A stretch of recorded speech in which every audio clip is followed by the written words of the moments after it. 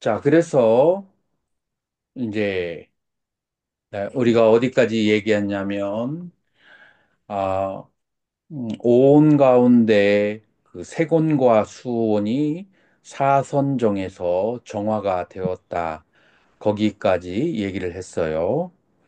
자, 그러고 난 다음에 우리는 상, 그 다음에 행, 식, 세 가지 온이 청정하지 않은 상태로 남아 있는데, 자, 여기에서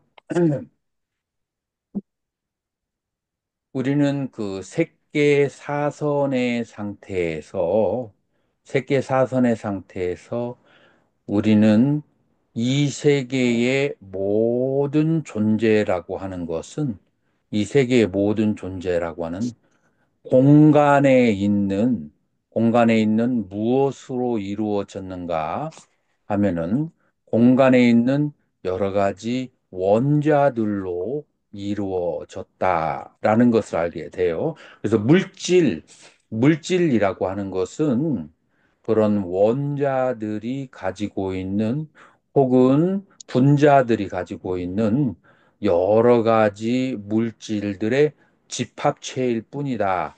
라고 그렇게 아는 거예요. 자, 그래서 물질, 색이라고 하는 것은 모두 공간에 있는 그 구성 요소들의 합일 뿐이다. 다만 그 원자가 우리들의 심리적인 그 강한 탐심과 진심에 의해서 여러 가지 모양과 형태로 보여질 뿐이지만, 그러나 기본적인 존재는 원자들 뿐이다. 공간에 있는 원자들 뿐이다. 라고 그렇게 보는 것은 바로 공무변처라고 그렇게 해요.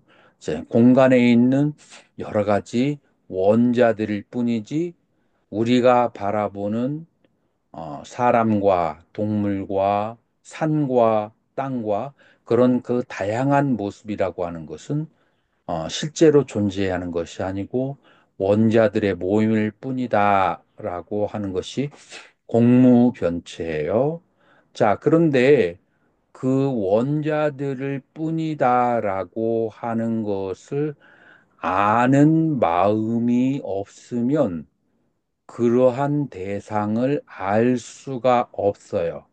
자, 그래서 이제 우리는 어디를 향해서 가게 되냐면은 우리의 인식이라고 하는 것은 인식의 주체와 인식의 대상이 합쳐져서 이루어진 것이고, 인식의 대상이라고 하는 것은 업의 영향을 받아서 여러 가지 중생들에 따라서 다르게 보이지만, 그러나 인식의 주체인 아는 마음이라고 하는 것은 모든 생명이 모든 존재가 동일하다라고 하게 돼요. 그래서 오직 신만이 영원하며 이 신만이 모든 사물을 이해하는 그런 근원이다라고 하는 그런 이해를 가지게 되는 것이 바로 식무변처라고 하는 거예요.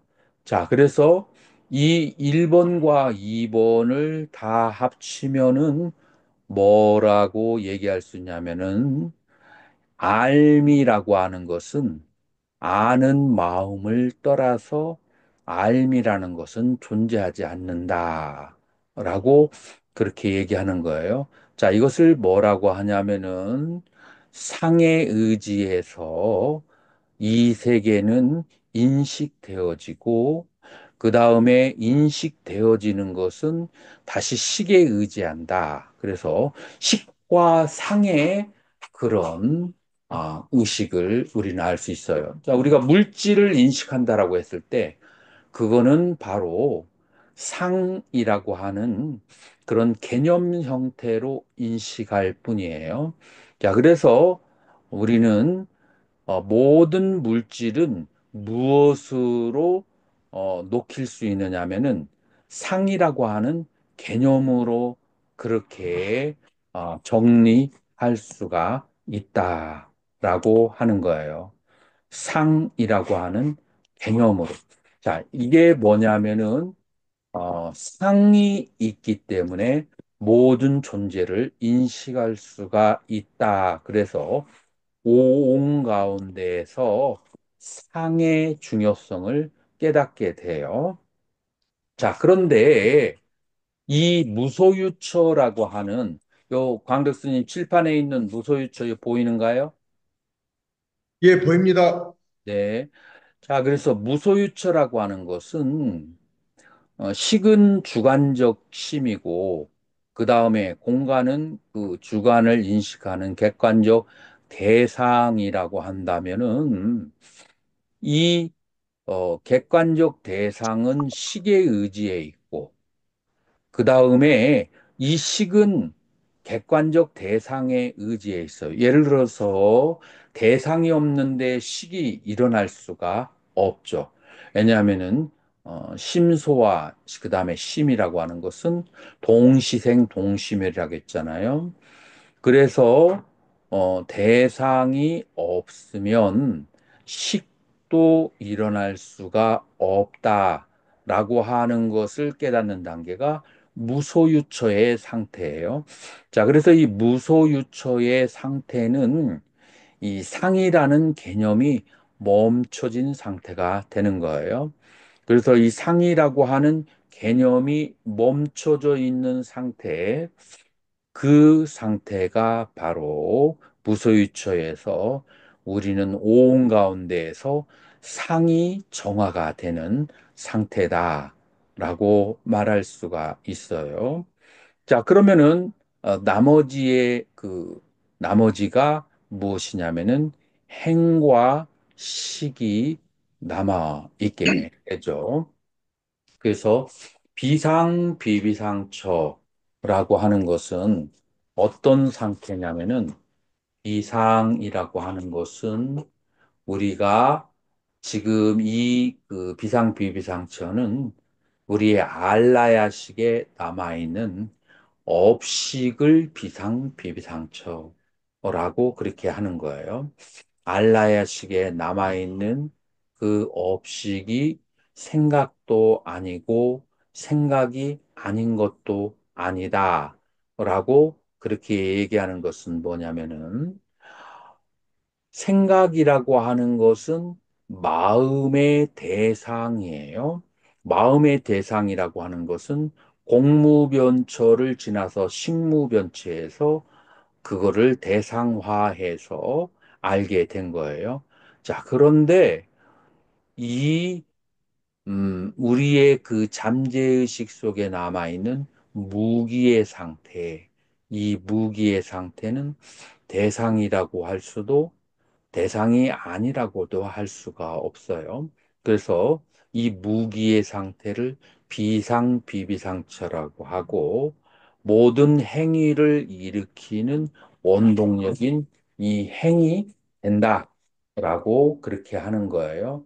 자, 이런 식으로 해서 수와 상과 행과 그 다음에 멸진정에 가면은 상수멸정이라고 하죠.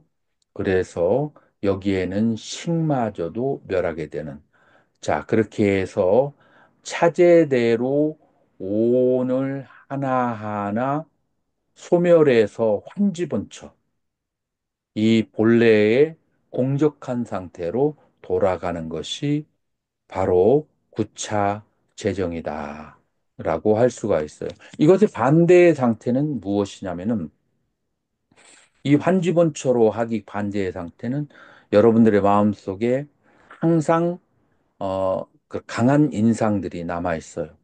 내 마음에서 뭔가 좋아하는 대상, 내 마음에서 싫어하는 대상이라고 하는 탐진이라고 하는 그런 좋아하고 싫어하는 것이 여러분의 마음속에 깊숙이 잠재의식에 남아 있어요. 그리고 이 탐진이라고 하는 잠재의식에 남아 있는 이것이 여러분들의 인생을 살아가게 하는 그런 원동력이 되는 거예요. 그래서 끊임없이 여러분들의 안에 있는 탐진의 대상을 향해서 끝없이 살아가는 것을 윤회라고 그렇게 하는 거고, 그 다음에 그 윤회하는 대상은 내 마음 속에 있는 기억을 찾아 나가는 것이라서 실존하는 것이 아니다.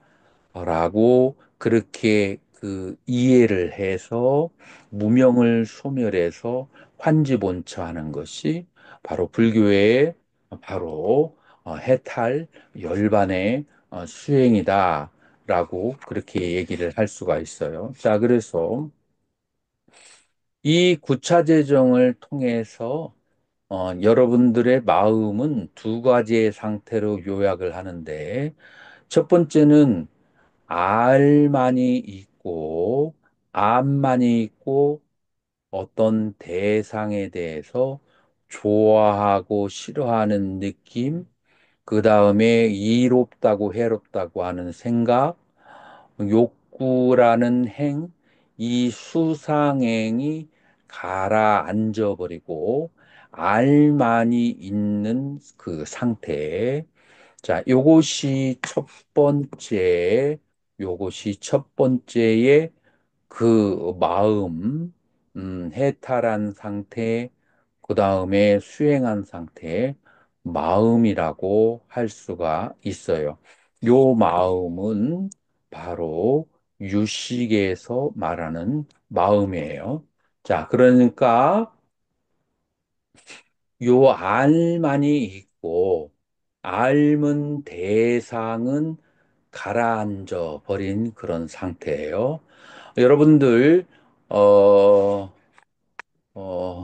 향산 스님, 숭산 예, 스님의 수행 방법이 어떤 방법인지 알아요?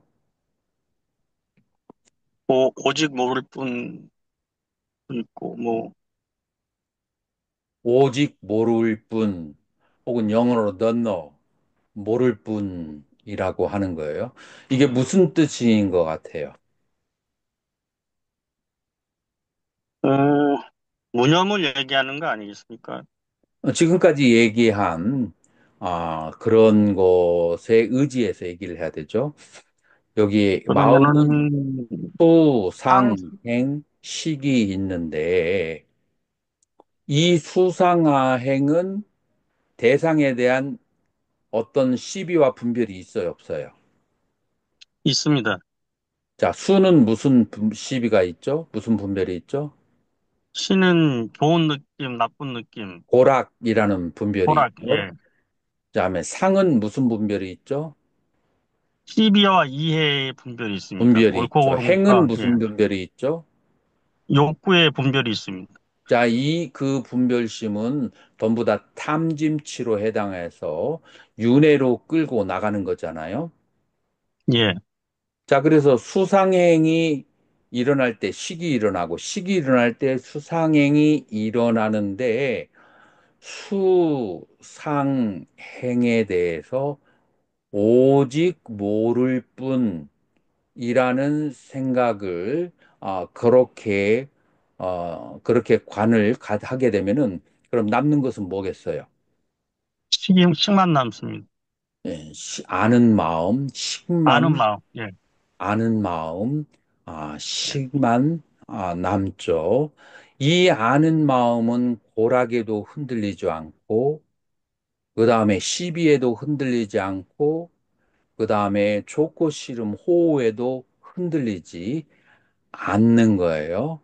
자, 그런 상태가 바로 대상을 알면서 오락, 시비, 호우에 흔들리지 않는 상태가 그게 무슨 상태라고 그래요? 그것이 바로 해탈 대원경징이요. 열반 예. 상태, 대원 경지의 상태라고 하고 마조 스님은 이 상태의 마음을 뭐라고 얘기해요? 평상심이라고. 상심시도, 이 예. 평상심이라고 하는 것을 우리는 오해할 수도 있는데 평상심시도라고 할 때 우리 썩내고 욕심부리고 근심 많은 요 마음이 도라고 그렇게 생각할 수 있는데 평상심이라고 하는 것은 여기서 뭐를 말하냐면 지옥에서부터 불계까지 항상 여예여서 변하지 않는 그러한 상태의 마음, 요 식, 그 아는 마음, 이거를 평상심이라고 하는 거예요. 그래서 마조 스님의 뭐라고 할까, 지고지순한 수행의 목표는 이 평상심과 함께 하는 것이고, 그 다음에 숭산 스님이 얘기하는 오직 모를 뿐도 바로 이러한 상태를 얘기하는 것이고, 이러한 상태는 어디에서 왔어요? 달마대사와, 예, 그 다음에, 달마대사와, 그 다음에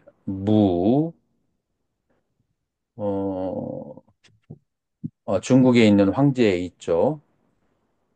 중국의 무제와의 대화 속에서 불식. 나오는 것이냐, 나오는 것이죠. 그래서 어, 이 달마대사에게 이 황제가 8만 개의 탑을 설치하고 많은 그 공덕을 지은 거에 대해서 자랑을 하니까 무공덕이라고 했어요.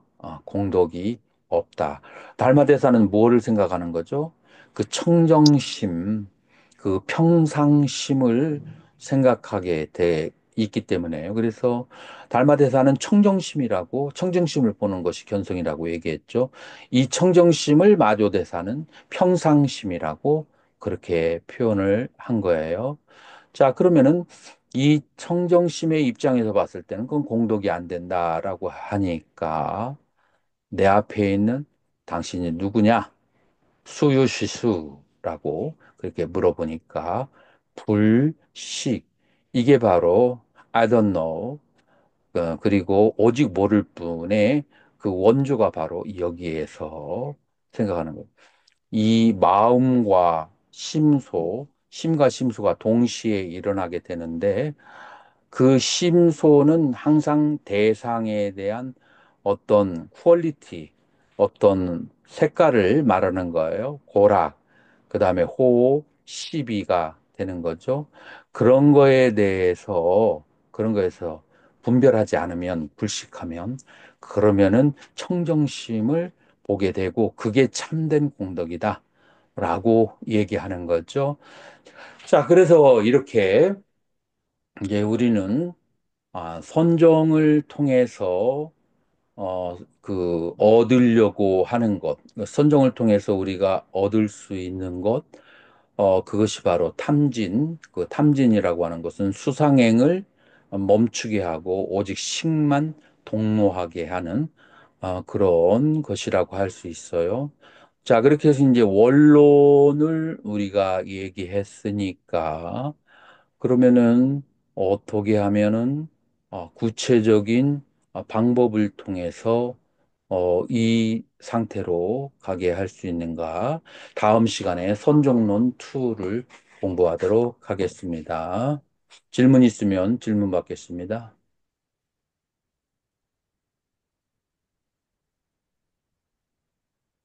질문 없으면 이것으로 마치겠습니다. 강덕수님.